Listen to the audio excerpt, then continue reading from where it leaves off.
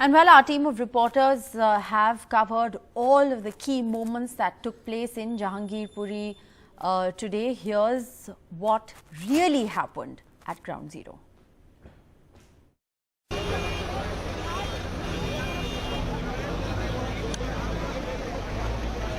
First of all, we would like to show what exactly is happening in this area of Jahangirpuri. This is the exact spot from where the clashes started on Saturday. You can see the bulldozer already removing encroachment of the area, not just the rickshaws and the other small stalls that were placed on the lanes, but they're also removing the extra we can say the boards that were put by certain business owners on the road or outside their property. They are also being removed. You can see heavy media presence. The local community members are also here. There are police officials that are present here, including the Special Commissioner of Police, the Commissioner of MCD, North MCD is also present here.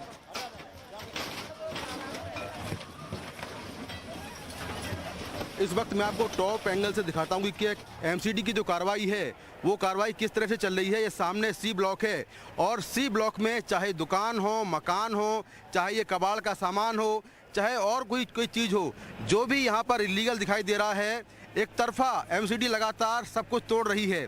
यहाँ पर MCD के 9 bulldozer आए हैं और 9 bulldozer अलग अलग इलाकों में लगातार तोड़फोड़ कर रहे हैं। वो सामने देखिए कि बहुत सारा कबाड़ रखा हुआ है, वो कबाड़ वहाँ से बुलडोजरों के जरिए हटाया जा रहा है।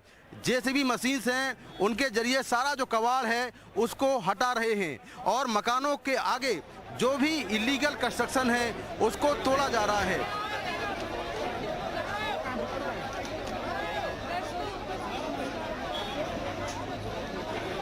Well, the demolition drive for now has stopped and the bulldozers have gone back. However, extensive damage done here outside the mosque where the gate has been demolished. I have one person here with me to talk to us about more.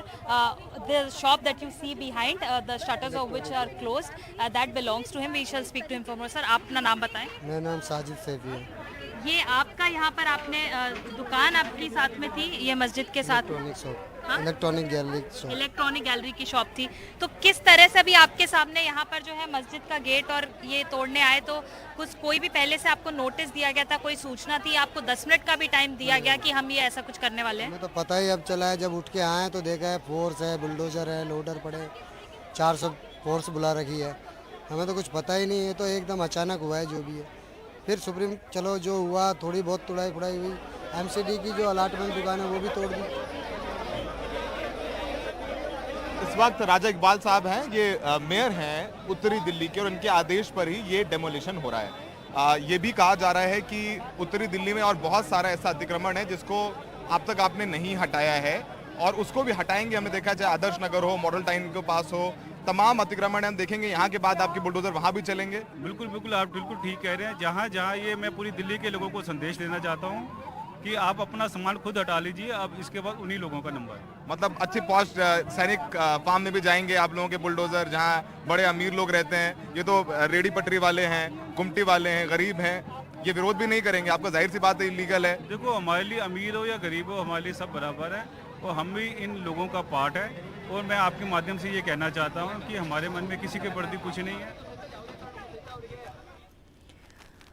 Well, who were those people whose shops or homes were in fact targeted today? Saurabh Shukla spoke with Ganesh, a vendor whose shop was allotted to him back in 1970. He claims he has all the papers and that this demolition is in fact illegal. हमारे साथ गणेश गुप्ता जी हैं और गणेश गुप्ता जी की ये Gupta juice corner नाम से दुकान थी और ऊपर 2 दुकानें थी जो ये अतिक्रमण यहाँ पर इनकी दुकानें ढाई गई हैं, बाहर तोड़ दिया गया छज्जा। अब ये डीडीए का अलॉटमेंट है 1977 का, और जब इनकी दुकान ढाई जा रही थी तो ये दिखा रहे थे अधिकारियों को कागज। तो क्या अधिकारियों ने इनकी सुनी? क्या इनके पास वाकई अवैध कागज थे, क्या ये अतिक्रमण अवैध है, सब इनसे पूछ लेते हैं। गणेश जी बताइए अपने बारे में थोड़ा सा। मैं ये बतलाना चाह रहा हूँ, ये डीडीए से अलॉटमेंट की दुकान थी, 1977 में अलॉटमेंट हुई थी, पूरी डॉक्यूमेंट हमारे पास था, अब तक रह रहे हैं। जो भी आता था देखता था कागज की, हाँ जी कागज दिखाते थे। आज जो आया डोमिनेशन करने, मैं कह भी रहा हूँ कि पहले कागज देखिए, अगर अवैध है तो तोड़िए, हमें कोई दिक्कत नहीं है, लेकिन कागज देखने का कोई राजी नहीं हुआ और डोमिनेशन करके चले गए। कह भी रहा हूँ कि सुप्रीम कोर्ट का 1 घंटे पहले ऑर्डर आ गया है, ये बंद करिए, तो भी कर नहीं मान रहे हैं। हाँ, तब भी नहीं माने, कभी भी नहीं मान रहे हैं। तो आप कागज से थे उस वक्त, आपके पास कागज थे उस कागज दिखा रहा था, पूरी मीडिया देख रही थी, कैच कर रही थी। अधिकारी के पास गए आप? अधिकारी कोई सामने आने, वो अपनी उसको भेज दिए, एक छोटे लेबर को, कह रहा भाई हमारे अफसर बोले हैं तोड़ने के लिए। तो फिर आपने कोशिश की, पुलिस वालों ने आपको पीछे हटा दिया? मैंने कोशिश की तो पुलिस वाले पीछे हटा दिए हमारे को कि नहीं आप चलिए, हटिए। तो आपका कितना लगभग नुकसान हो गया? कम से कम 5 लाख का नुकसान है ये, कम से कम। अब क्या करेंगे आप गणेश जी? अब कोर्ट में जाएंगे हम, कोर्ट में जाएंगे हाँ जी, कार्रवाई के खिलाफ कि भैया जब सुप्रीम कोर्ट ने ऑर्डर दिया, हमारा लीगल है, डीडीए से अलॉटमेंट है, 1977 से है, कोई सुनने को तैयार नहीं। तो अब आप इस देश में रहते हैं, इस देश के नागरिक हैं, जब ये सब होता है तो एक देश के नागरिक के तौर पर आप क्या सोचते हैं गणेश जी? क्या सोचते हैं कि मन दुखता है कि हमारे देश में ऐसा हो रहा है, कागज होते हुए भी हमारा नुकसान हो रहा है। गणेश जी, क्या इससे पहले कभी हिंदू मुसलमान यहाँ पर हुआ है, लड़ाई भड़ाई होती रहती थी कि शांति से रह रहे थे लोग? शांति से ही रह रहे थे, लेकिन हो गया, क्या बता जाए। तो ये कार्रवाई जो हुई है आज, इसको लेकर के क्या कहना है? अब क्या कार्रवाई है, एक के साथ दूसरा पीसा जा रहा है इसमें, अब हमारा तो वैसे ही गया ना।